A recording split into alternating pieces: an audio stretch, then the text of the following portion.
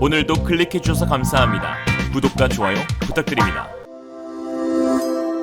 Realism. 한국의 잠수함은 세계에서 가장 뛰어나다. 인도네시아가 아무리 머리를 굴려도 결국 한국밖에는 답이 없다. 대우조선해양이 인도네시아에서 수주한 잠수함 3척 중 마지막 함을 성공적으로 인도하였습니다. 이로써 대우조선해양은 아시아에서 최초로 해외 잠수함을 수주 및 인도한 조선사가 되었습니다. 대우조선해양은 지난 2011년 인도네시아 국방부로부터 수주한 1,400톤급 잠수함 3척 가운데 마지막 3번함 인도식을 인도네시아 수라바야에 있는 PT-8 조선소에서 가졌다고 17일 밝혔는데요. 이로써 우리나라는 영국, 프랑스, 러시아, 독일에 이어 세계 5번째 잠수함 수출국에 오르게 됐습니다. 대우조선해양이 인도를 완료한 잠수함 3척은 총 11억 달러 규모로 중형차 73,000대를 수출한 것과 맞먹습니다. 이날 알로고로함으로 명명된 잠수함은 대우조선해양이 대한민국 해군에 인도한 장보고급 잠수함을 기반으로 독자 개발한 대한민국 최초 수출형 잠수함입니다. 이번 인도네시아 3번함은 옥포 조선소에서 블록 형태로 건조 후 대우조선해양의 기술 지원 아래 인도네시아 PT-8 조선소에서 최종 조립 및 시운전 완료 후 인도되었습니다. 향후 30년간 인도네시아 해상안보 및 영해수호 임무를 수행할 예정입니다. 40명 승조원을 태우고 1만 해리 18,520km 거리인 부산항에서 미국 LA항까지 중간기항 없이 왕복 운항이 가능한데요. 잠수함의 생명인 뛰어난 수중 작전 능력을 갖췄다는 평가입니다. 대우조선해양은 설계, 생산, 시운전 등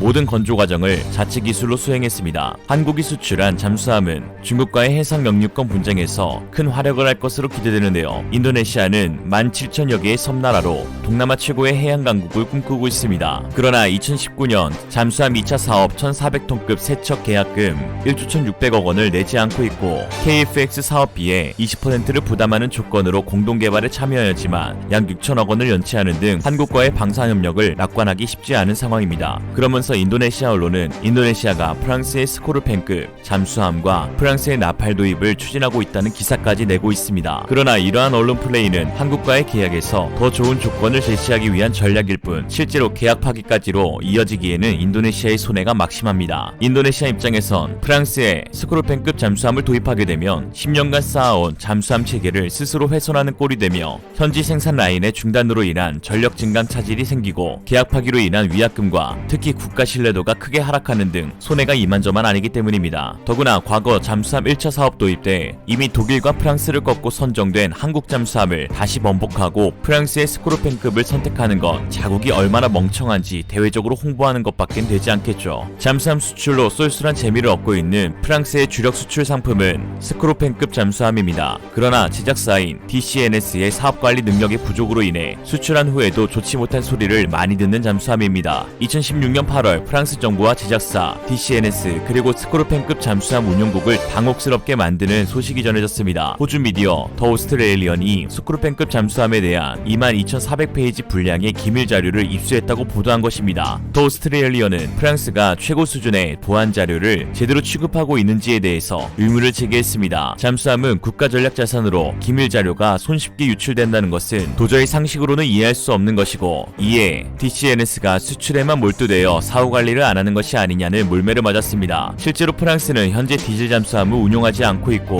모두 핵추진 잠수함으로 전환을 마쳤습니다. 이에 중요성이 떨어지는 수출용으로 전락한 스코르펜급의 보안이 허술해진 것이라는 것입니다. 이처럼 무기를 도입하는 데 있어 개발국의 사용 여부는 굉장히 중요한 판단 요소가 될 수 있습니다. 또한 스코르펜급이 중요성에서 뒤처지는 모습은 자주 보여졌는데요. 인도와도 상당한 마찰을 겪은 바 있습니다. 인도가 DCNS와 스코르펜급 기술 도입 생산 계약을 체결한 것이 2008년인데 그 결과물인 칼바리급 잠수함 1번함이 나오기까지 9년이나 걸렸고 그 과정에서 무수한 분쟁이 있었습니다. 제작사인 DCNS 조선소가 프랑스 국영기업이어서 기술 이전 등과 관련해 협상할 때 프랑스 정부와 직접 양해각서까지 교환해야 하며 의회의 승인을 받아야 하는 등 절차상으로도 또 기술적으로도 복잡했기 때문입니다. 이러한 사업관리 능력 부족과 더불어 재래식 잠수함의 작전 수행 능력의 핵심이라고 볼 수 있는 AIP 시스템의 성능 부족이 또한 큰 단점으로 자리 잡았습니다. 스코르펜의 AIP인 메스마가 한국의 214급 연료전지 기반 AIP보다 성능에서 뒤처지는 평가를 받고 있기 때문입니다. 잠수함은 자망 상태에서는 산소 공급이 없는데 이 때문에 수중에서 디젤 엔진을 돌리는 것은 불가능하고 평소 미리 충전해 두었던 2차 전지 배터리로 가동합니다. 그러나 2차 전지의 용량에 한계가 있어 자주 스노클링을 하기 위해 수명 가까이 부상해야 합니다. 바로 이때가 재래식 잠수함이 가장 취약한 시기죠. 그런데 AIP는 수중에서 추가적인 산소 공급 없이 동력을 공급할 수 있어서 더 오랫동안 스노클링하지 않아도 자망을 할 수 있게 해줍니다. 스크로펜급 AIP의 동력 장치로 쓰이는 폐쇄회로 증기 터빈 메스마는 출력은 강하지만 에너지 효율과 기관의 부피가 크다는 단점이 있습니다. 왕복 운동 기관이 아닌 회전식 기관이라 저주파 소음도 나는데 저주파는 더 멀리 전달된다는 치명적인 약점이 있죠. 한국의 114급 잠수함은 미래형 추진 장치인 연료전지형 AIP를 탑재하여 스노클링 없이 장기간 자망할 수 있습니다. 메스마 AIP에 비해 방사소음 분야에서 크게 앞서는 추진 체계입니다. 거기에 배터리 강국인 한국은 리튬 전지 방식을 개발하고 있습니다. 기존의 AIP는 출력이 낮아 수중 고속 항행에 써먹을 수 없는데 반면 리튬 전지는 20노트 이상 고속에서 항속거리가 납축 전지의 6배이며 디젤 연료를 해상 보급받아 지속적으로 재충전할 수도 있어서 상시 제기되는 AIP의 단점을 모두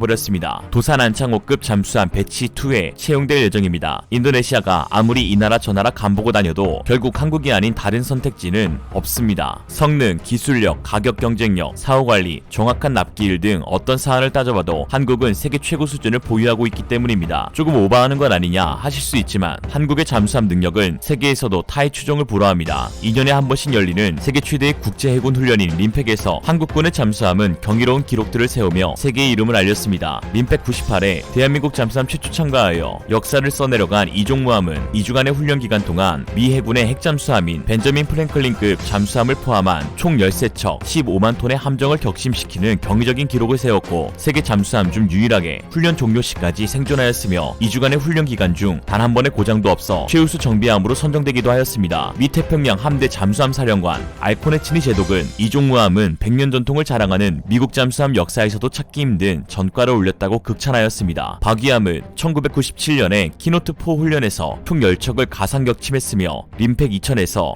11척 96,000톤을 가상격침시켰고 게다가 유일하게 최후까지 생존하였습니다. 또한 대한민국 해군 잠수함 최장 항해 기록을 달성했는데 진해에서 하와이까지 왕복 3만 킬로를 항해하면서 137일을 항해하였습니다. 그리고 2018년 림팩에 다시 참가 자유공방전에서 청군 소속으로 참가하여 황군함 12척을 가상격침하고 공방전 종료까지 또 한 번 피격 없이 생존하였습니다. 존 알렉산더 중장은 박이함을 찾기 위해 다수의 항공전력을 투입했지만 탐지할 수 없었다고 하였습니다. 이천함은 1999년도에 열린 서태평양 잠수함 구조훈련에서 표적함인 12,000톤 순양함 오클라호마 시티를 버블제트로 일격해 두동강을 내버리며 격침하여 차례를 기다리고 있던 타국 잠수함들이 훈련을 못하게 만드는 본의 아닌 민폐를 저지르기도 하였습니다. 원래 10,000톤급 이상은 강화된 철제와 더 조밀한 격벽으로 한두 방으로는 침몰이 안 되어 당연히 미 해군도 쉽게 침몰되지 않을 거란 판단하에 처음을 이천함에 맡긴 것이죠. 이에 이천함은 원샷, 원힐, 원킬이라는 칭호를 얻었습니다. 림팩 2002에서는 나대용함이 참가하여 총 10척 10만 톤의 함정을 가상격침시켰고 처음으로 실전에서 하품 미사일을 발사 성공하기도 하였습니다. 그리고 장보고함은 림팩 2004에 참가하여 무려 30여 척을 관광 태웠는데 그 중에는 미군의 10만 톤 항모인 존 스테니스 항모와 두 척의 이지스 순양함 구축함 등 상대를 가리지 않고 골고루 쳐부셨는데 1200톤 크기에 건조 당시 가격이 2억 달러에 불과한 한국의 꼬마 잠수함이 100억 달러가 넘는 항모에 가상어뢰를 먹인 것은 대단한 사건이 아닐 수 없습니다. 그러면서도 자신은 단 한 번도 탐지되지 않았는데 훈련이 끝나도 탐지할 수 없어 훈련 종료로 이제 수행을 중단하고 수면으로 복귀하라 하니 미 해군 항공모함 밑에서 떠올라 참가국들이 전부 뒤집어졌다고 하죠. 이에 해외에서는 퍼펙트 장보고라고 극찬하였습니다. 웃기게도 여기서 적이라 할 수 있는 청군 측의 수상함이 15척인데 장보고함 혼자서 40번 이상 가상어뢰를 명중시켰습니다. 이는 청군의 모든 수상함은 한 차례 이상 장보고함이 쏜 가상어뢰를 맞았다는 뜻이 됩니다. 한마디로 종횡무진, 장보고함은 무법자처럼 청군 소속의 모든 수상함을 유린해버린 것입니다. 이에 주변국의 충격이 우려되어 우리 잠수함의 활약상을 축소해서 발표하기도 하였습니다. 2010년 이후 림팩에선 한국 잠수함에게 공격 임무를 맡기지 않고 수색, 정찰만 맡겼습니다. 한국 잠수함이 공격이 가담하면 혼자서 싹쓸이하는 민폐 아닌 민폐를 끼쳐서 다국적 훈련 성격에는 맞지 않다고 판단한 것인데요. 위와 같은 성과를 바탕으로 2020 림팩에선